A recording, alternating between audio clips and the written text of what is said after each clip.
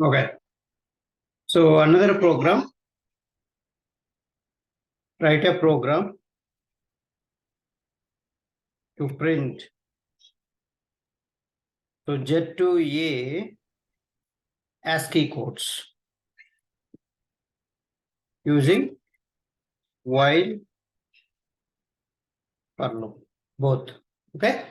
So this means total 2 and 2, 4 programs. And there is one more program.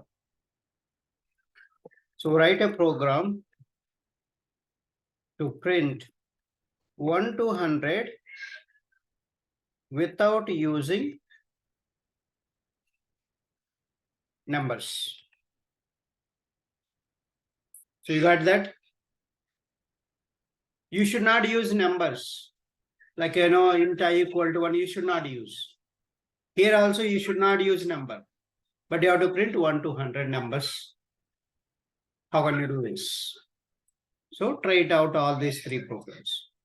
Either you can use a for loop or whatever it is. This you can use for loop. Okay.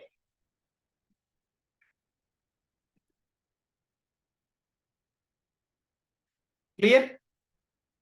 Everybody? Yes, sir. Okay. Yes, Ramesh. So try it out. All these programs. If you don't know, I'll explain this. But I hope you know these things easy. Okay. This one little bit, but almost similar. If you understand these concepts, and you can easily form this one. Okay. Try it out. Okay. So let's move on to the next one. Nested for loop. So nested for loop is nothing but one loop inside another loop. That's what nested, right? We have seen nested if condition, right?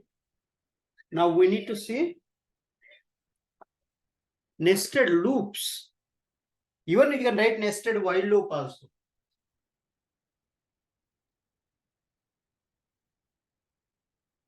But mostly we'll use nested for loops in our program. Sometimes we will use. That's why we should know that. But make sure again the order. The order is initialization, condition, body of the loop, then incrementation.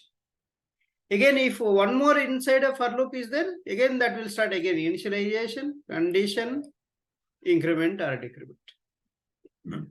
Now, so basically first outer for loop condition will check if condition is true. If this condition is true, it will come into the inner for loop.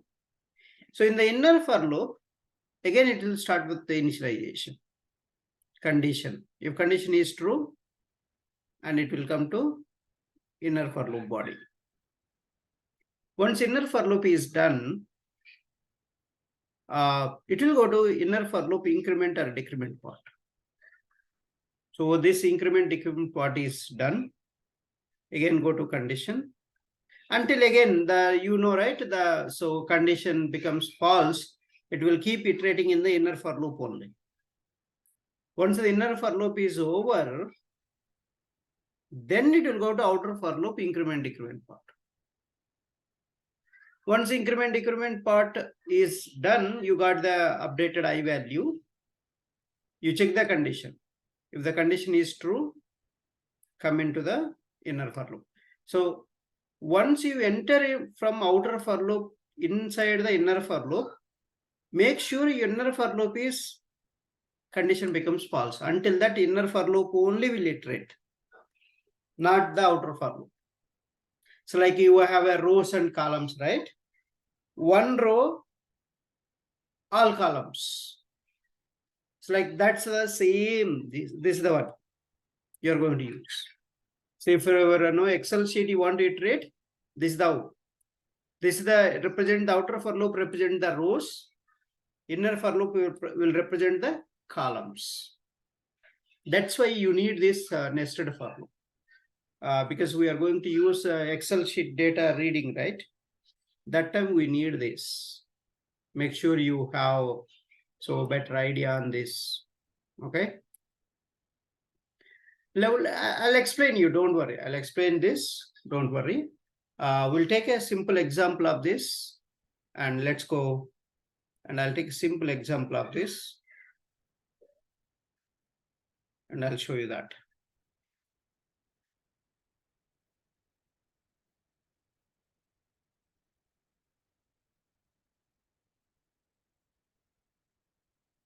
Static void inner nested for loop. I'll say nested for loop. Nested for loop demo.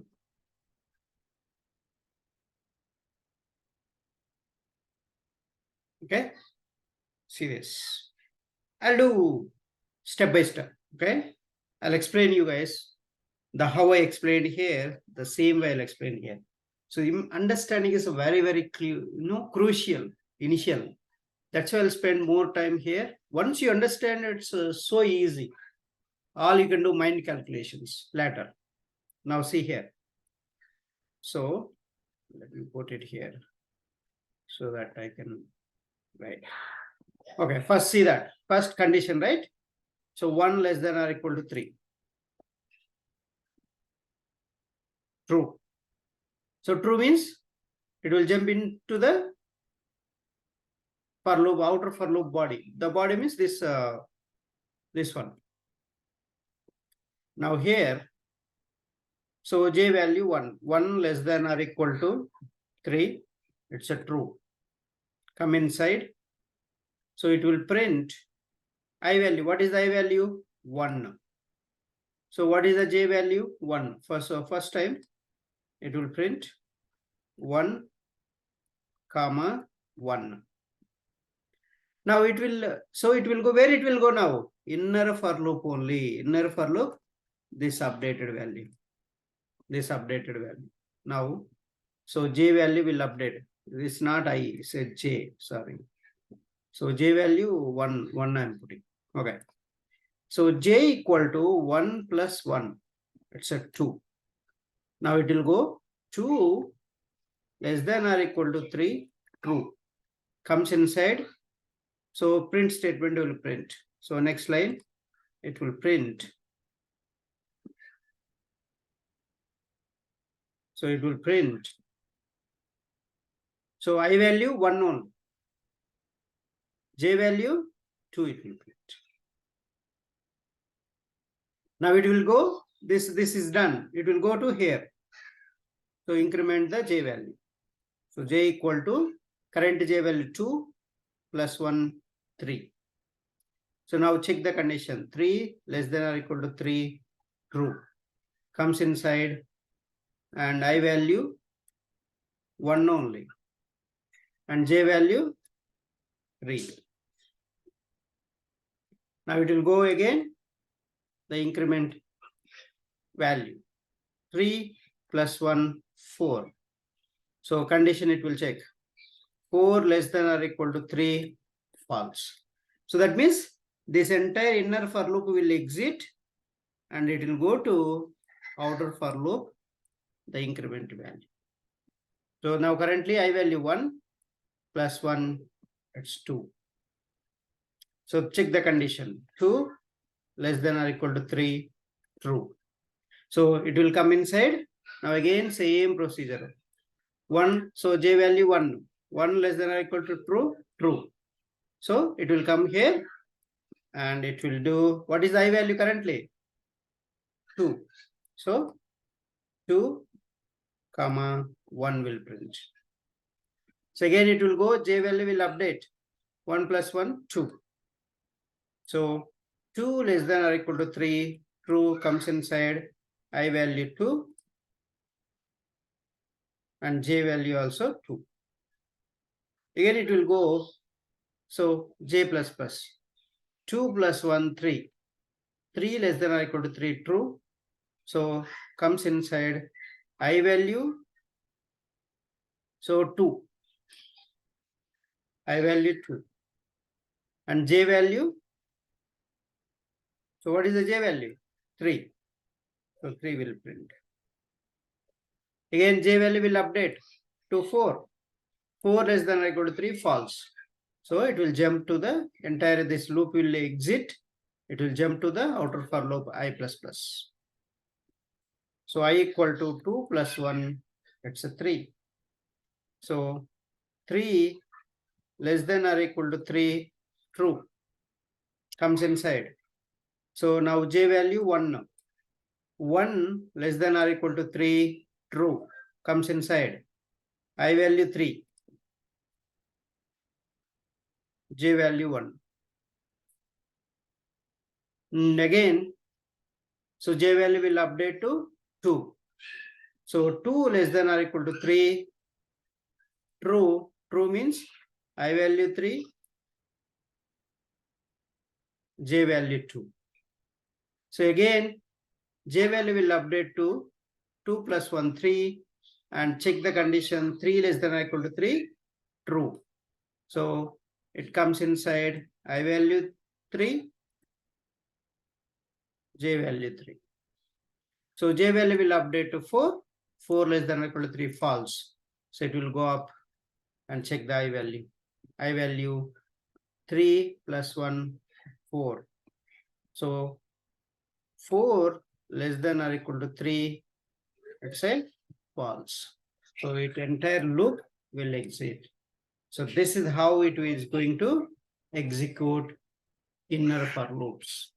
Any questions here?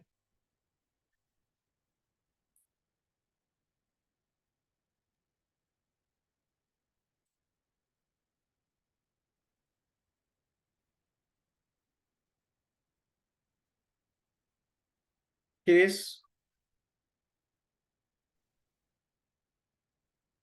It's kind of same. See, first one is all, first row, and all columns are iterating. Second row, all columns are iterating. Third row, all columns are iterating.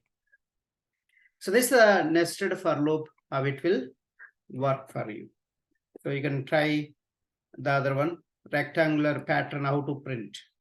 So you need to print rectangle pattern. Rectangle pattern means, so rows 4, that means 4 rows. So you need to print a star, 4 rows star you need to print 5 times. So 5 columns. So 1, 2, 3, 4, 5. Like that, 4 rows here it has to print. So that's the, so another simple example. Let's go and do this similar way, almost similar way, right? Protected static void print rectangle. Print rectangle. If you want, just now select Control F, formatting if you want to do, Control Shift F, code will format. That's a shortcuts. Please remember the shortcuts. Control Shift. So F, Control Shift F, if you do, you'll get the formatting. See now here, max rows are, say why we have written a capital letter? Anybody? The variable name, why local variable we have written capital letter? Those are final variables. Final variable. Yes. So final keyword is there for max rows and max columns. So that's why you are writing capital. So capital letter, all letters should be capital. If you include the final keyword in the variable names, it can be any variable, not only local, any variable. So the variable name should be capital letters. Even you can join with underscore also if multiple words are there. So similar, just execute the same way how you are doing. But here we are printing a star every time. See that now first I less than or equal to 4. That means 1 less than or equal to 4, true, comes inside. J equal to 1, J value 1, 1 less than or equal to 5. It's true. So comes inside, star will print. See, print method we use it here, not println. Print method. So first star printed. Again, J value will update to 2. 2 less than or equal to 5 true. So second star will print. Okay, second star will print. Again, j value will update to 3. 3 less than or equal to 5 true. Third star will print. J value will update to 4. 4 less than or equal to 5 true. So fourth star will print.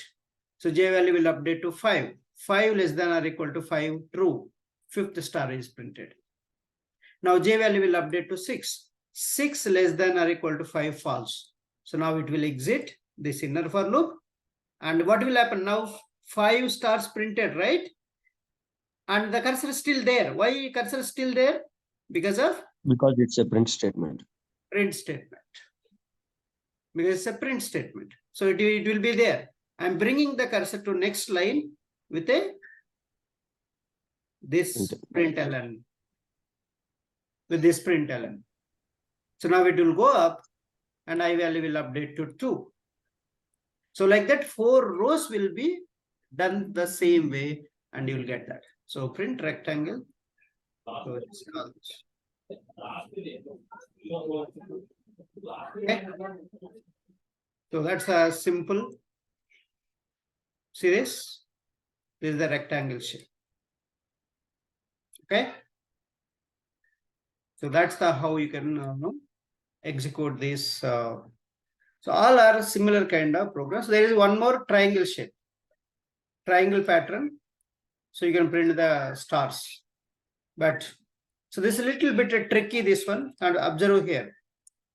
Int j equal to 1 and j less than or equal to y. So this is the logic. So you need to print rectangle shape, right? Right angular triangle pattern. Right angular triangle pattern you have to print. So why I am putting a I value and j value making equal, then only you print star, I am saying. So each row and column count should be same. The rows count and column count is same, I am saying. Then you will get this shape. See, this is the first row, 1 star, first column. Second row, so this is the, when I value becomes 2, j value should become 2 only. You should not increase more than that if you want to get this shape. So that's why 2 stars will print. Third row, 3 stars. Fourth row, 4 stars. Fifth row, 5 stars. Sixth row, 6 stars. So like this, the size, whatever you give, that much you can print. So just simply do that. Public,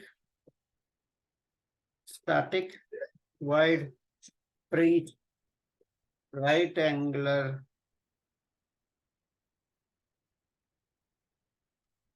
angle.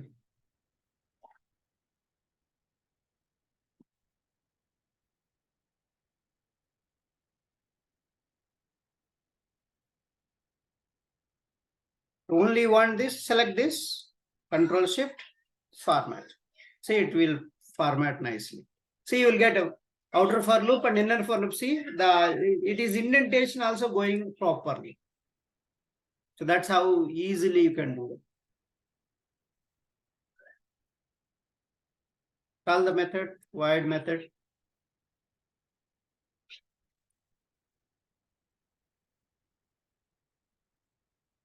So this is the one, how you want. So if you want, let me separate this.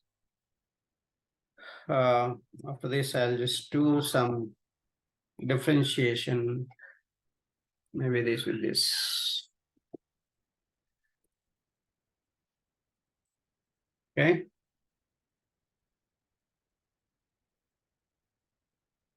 See that? You'll get a right angle triangle. So this is how all inner for loops will help us.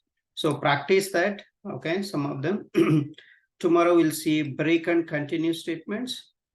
We'll finish this quickly. It doesn't take much time. And tomorrow we can start the array concept. So give me another 5 minutes, we can finish, okay? Is it fine, right? Yeah. Yes, Ramesh. Yeah, we can finish. So break and continue. So what is a break? So it's very important. We have seen already in the switch case statement, right? So break is going to break the loop if the condition is satisfied there. So the loop is going to terminate there. It will terminate and exits. So that's the break statement where you need to use. So always you will use loop inside. There is a condition, if condition. If condition inside, you will use this break. So if a break statement is encountered inside a loop, the loop is immediately terminated.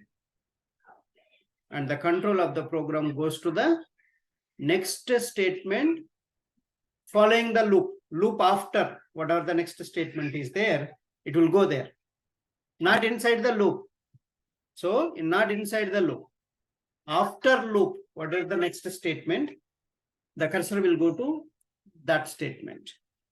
So it is using along with the if statement in the loops. Generally, if statement inside, you will use this. Loops inside if statement will be there. There you will use. If the condition is true, then the break statement terminates the loop immediately. That's what you need to tell. So mostly in interviews, they're asking what is the difference between a break and continue. So please focus on this. Let me tell you one simple example. So break demo, otherwise I'll write a different program itself.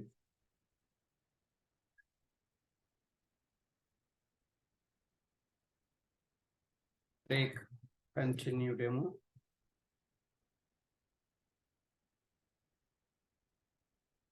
Let me write one simple static method. Private static void break demo.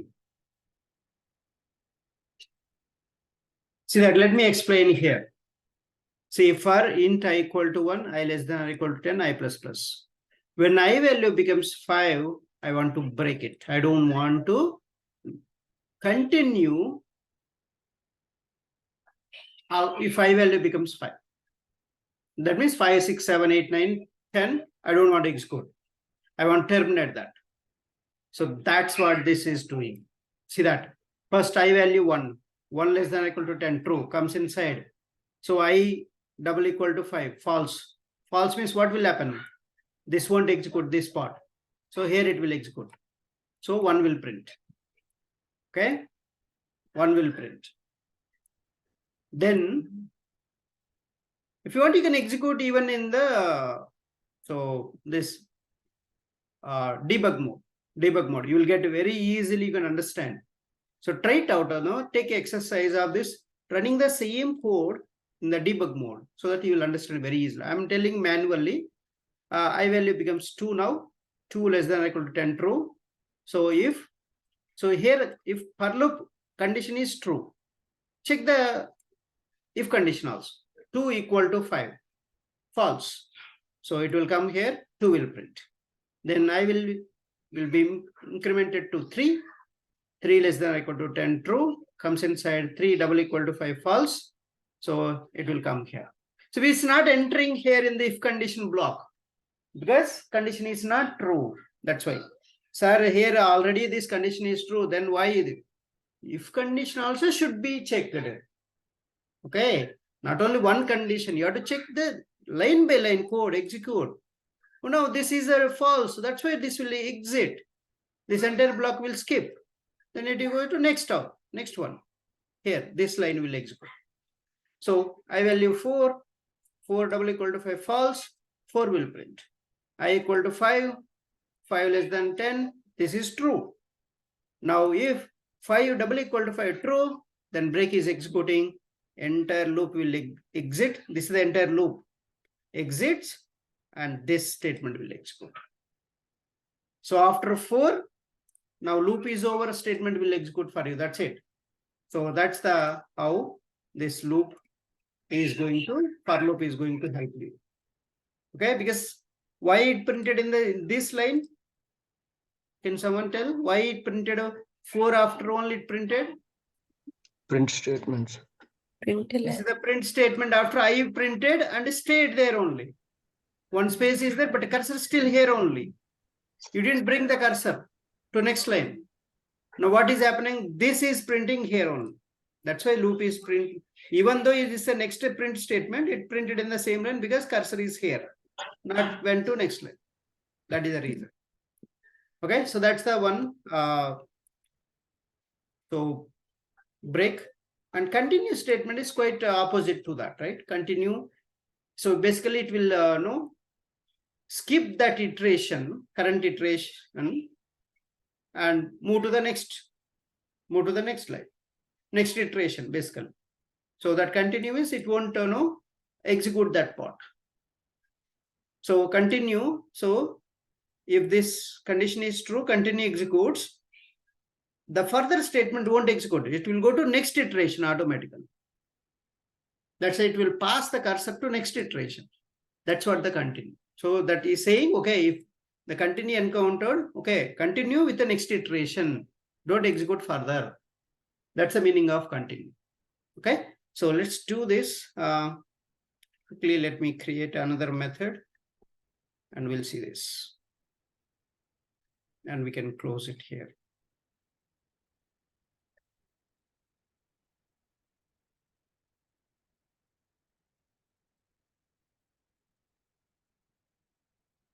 See this.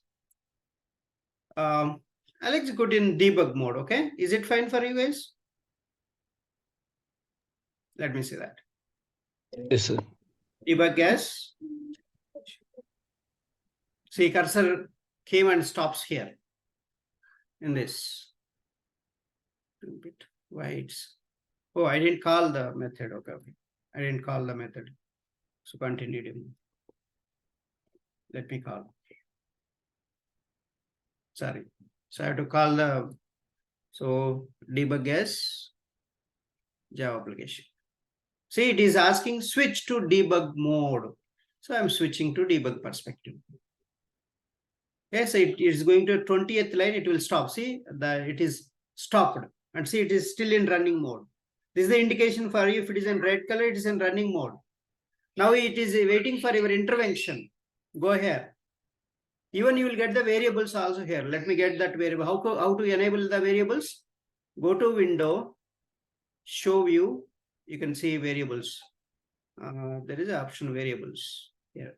See, this is variables. It will show it to you. Okay. Click on step over.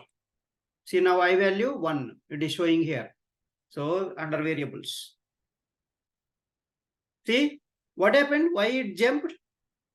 This condition is false. That's why it jumped to 27. Next.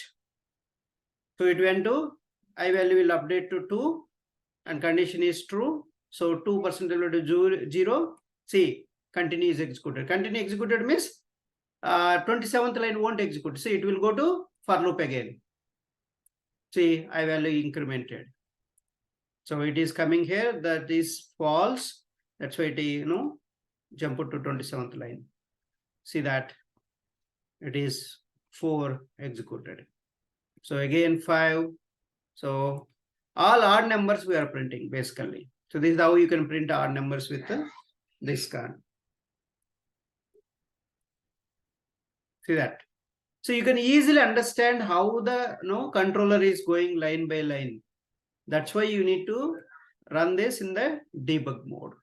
So it's easy. Okay. Yeah. That's it for the day. Okay. So next class will